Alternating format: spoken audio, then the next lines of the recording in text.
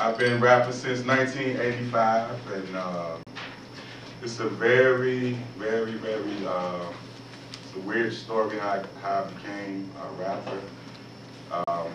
Started off playing drums in church and singing and trying to play the piano and guitar and every other instrument you could find.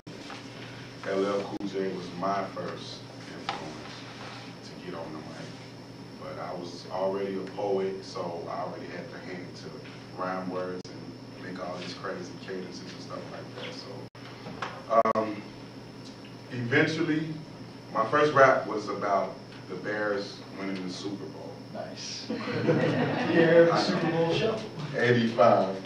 But yeah, that was my first experience on stage in front of a crowd, and that was when I knew that that's what I wanted to do. So that's where I started. And then a few years later, like me and Do or Die, we grew up together, same block, same everything. And when I was 11, they actually made me one of the original members of Do or Die. Below Zero was not in the group yet. It was actually his big brother, Shimon, who was incarcerated at that time. So I was like Little Bow Wow in a group of NWA at that time.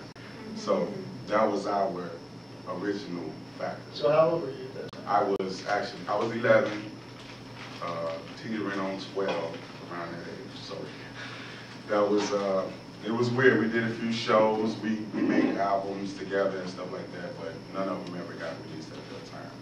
And DJ Funk, I don't know if you guys are familiar with DJ Funk, he's a famous house DJ.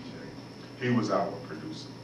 So our style was just a mixture of down south. You know, Ghetto Boys was a real big influence for us, NWA, Rakim. So, you know, it wasn't an actual sound for Chicago at that time. So we just made one. You know, we just did whatever we felt like doing at that time. So it just became what it became. And then eventually I moved on, went to high school, met Side and Nooses, made my own group, Pcychodrama. So I just skipped like 10 years worth of stuff, but you know, I skipped right to Pcychodrama because this is where the style changed for Chicago.